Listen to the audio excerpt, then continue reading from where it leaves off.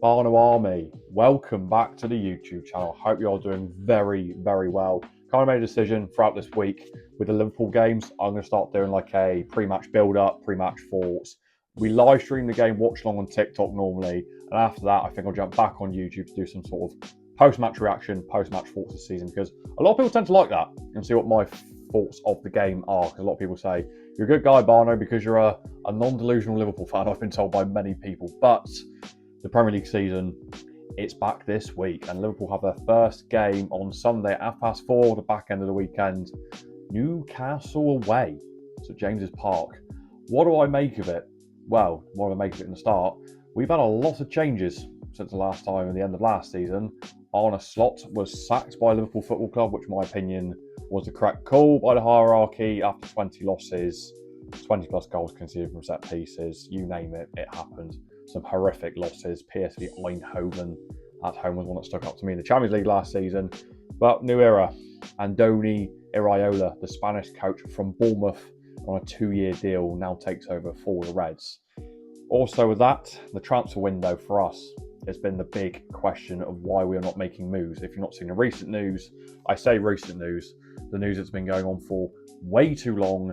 Are Liverpool going to sign Bradley Barcola for a lot of money? Because I think we are going to overspend on the fella. It looks like we might get him on top of bringing in Ibrahim Mbaye as well. So 2 class wingers coming to Liverpool very soon. Personal opinion, I would rather ditch the Barcola deal and take 2 players from Palace right now. Adam Wharton and Ismaila Sarr would be my preferred options. But that's why we're going for Bradley Barcola. All that joking aside, the first game is back. And the pre-season we have seen so far, in my opinion, it's not been an ideal pre-season. Underwhelming, to say the least. You know, a lot of results where the first half, we looked very strong. We looked decent on the ball, created some good chances. And then normally it's a second half collapse. The most previous pre-match game was Como, a 2-0 win at Anfield, and a 0-0 behind closed doors midday. The one at Anfield was a decent one to watch. You know, we didn't concede a goal, created 2 lovely goals. And also Jeremy Jacquet, a very solid introduction to Anfield, our new defender that we signed in January for €65 million, is now part of our squad. Other players that have stood out in pre-season, Trainioni, looks like he might get a breakthrough into the first team squad this year. I think he's pushing for that. Also has stood out for me a little bit. Munoz looks good as well.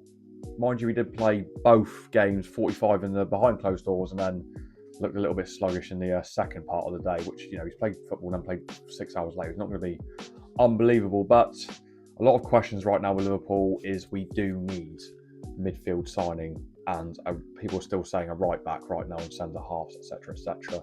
For me, the main problem is we do need a defensive midfielder, an out-and-out 6. Granted, we can play Ryan in that position, we can play Alexis, we can play Sobo, but they're not really what you call destroyers. We need a player that's going to come in to protect the back line and get involved in all the dirty work. My preferred candidate for this right now is Lamine Camara, who is currently at AS Monaco, the 22-year-old Senegal midfielder who has got a lot of clubs looking for a signature. I'm not surprised, you know, I can't get my words out, apologies.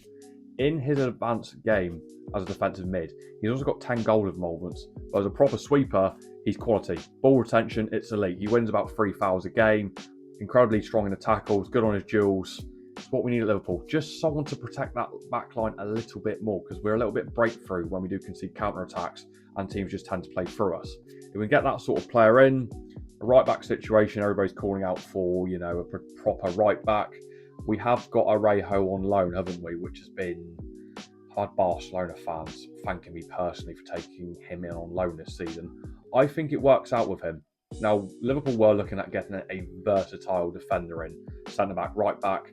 Arejo, for me, I don't mind it. It's a low-risk loan. I mean, if he's that bad and we don't like it, he can go back to Barcelona at the end of the season. But if he's that good, the €55 million release clause, it's there to be bought out. So it's an interesting one. I mean, if you've not seen his previous Barca cameos, the one where a crossfield pass was played by the opposition and he caught the ball like a volleyball, slightly concerning, but I'm sure he'll be okay. Maybe just needs to calm down the rash tackling slightly. He does like a very, very heavy challenge. Moving on from all the transfer window stuff to pre-season, etc., etc. Newcastle away. Isak. Will it be the day Isak say maybe even gets revenge, maybe puts one in the net at St James's Park, and we see the old one of them pulled out. I would like to see it, but also Newcastle fans would be livid if this does happen.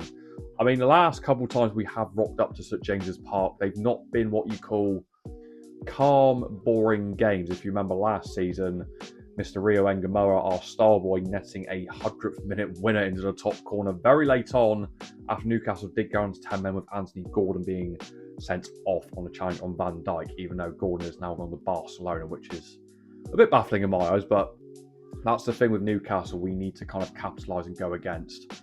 They have a very, I wouldn't say a thin squad, but a lot of players have left the team and people are now putting them in as relegation favourites for the season. Bruno G has just signed for Arsenal. Tonali has gone to Spurs.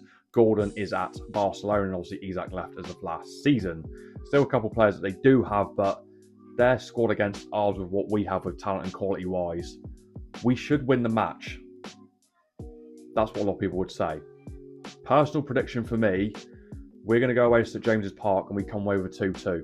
We still have a lot of teething issues right now, especially when the pressing and the intensity and all the rumours apparently saying that Liverpool players can't even run more than 30 minutes. If that's true, it's a little bit worrying right now. But I'm thinking a 2-2 draw. We start the season off with a draw away from home. A nice win would be good, but a lot of things still need to be sorted out. Flipping it onto the starting lineup I'm expecting on Sunday, it probably is going to be us and we'll be in net. Xhaka alongside Van Dijk would be my preferred two centre-back options. Frimpong will probably play right back, and then potentially Rejo comes on to fill in that position. Left back will be Kirkes, of course. I think Kirkes has potential this season with Iriola. Obviously, the friendship has returned. DMs, holding midfielders, Szoboszlai, who probably will just be running around everywhere like normal. Probably him and Ryan as the DMs. Works goes in as your 10. Rio on the right-hand side, I've been Gakpo on the left, and then Isak down the middle. Obviously, Gakpo, we don't know what's going on with him right now because there's potential he is going to Spurs. And then obviously Barcola might come in after that. We'll keep an eye to that situation. But that would be the preferred lineup for Sunday's game. You know, it's going to be a tricky one. It's the first one of the season. There's always a good chance that the result doesn't go our way. But with Newcastle squad, as I said before, we have to capitalise on this result. We should go hell for leather and should win the game comfortably, but I'm still going to stick with a 2-2 prediction. I just still think the teething issues will come into play, and we are conceding a lot of goals. If you've not seen pre-season, you know, Leeds, we conceded goals in every game almost, minus the Como one and Wrexham. So it's hit and miss right now, hit and miss. But, I mean, new season. Where are Liverpool going to go this season? Because a lot of people are already writing us off. I'm not trying to be too optimistic and get too carried away. I mean, predictions for this season, see how the first game goes, and then we'll soon find out, because a lot of people think the season will be over if we lose at Newcastle. Honestly, we finished 4th this season. I think we retain the top 4. Champions League, I think we get knocked out in the quarterfinals. But also, I don't think we're going to make the top 8. I think we have to go in that qualification part. The cups, we could have a cup run, but the cup run, as you know, it's anyone's to win. We've seen some crazy stuff happen with the Carabao Cup. Newcastle beat us in a final at Wembley. Crystal Palace won the FA Cup the other season, then beat us in the Charity Shield as well. So, yeah, I'm not expecting trophies from us. I'm more expecting just a better brand of attractive football, and obviously some new signings coming in to have a better style of play. Obviously, we've still got injuries to come back. Other players, you know, Hugo, who I'm excited to come back. Leone, I cannot wait because Leone is excellent, the centre-back. From Italia, Palmer. Also, players like Calvin Ramsey, whether they're going to get sold or whatnot. You know, we can play a few cup games. He is decent. It's interesting. It's optimistic, but you're also a bit pessimistic due to the transfer market we have just had. And if you remember last year's transfer window, spent way too much money, and now we're doing the exact same again, and I'm starting to get worried if we will get investigated very, very soon. But keep it to one side, bring on the first game of the season. Can't wait. Premier League has never been more than back, and either it's going to be another season of just pure depression again, or we'll see some attractive football, some good goals, and we just do okay out there. New era, Iriola, transitional once again, but positives, negatives, it should be okay. I'm looking forward to it. I'm always looking forward to the season starting again, all round as well. But Liverpool, hopefully, just a bit better in general. So that's kind of like the pre-match thoughts I'm thinking for Newcastle away. Obviously, I will be live streaming the watch long. So if you are tuning in for me for the first time, go for my profile. My TikTok is BARNO. I'll be live at about 4:15 Sunday afternoon. the first watch along. And if we start losing, or if we do lose the match, I imagine a lot of people will be pointing the laughing fingers at me, which I don't mind. Football is always about good banter at times, and I had it a lot last season. Way too much, in my opinion. Jesus, when we lost to Man United on my birthday.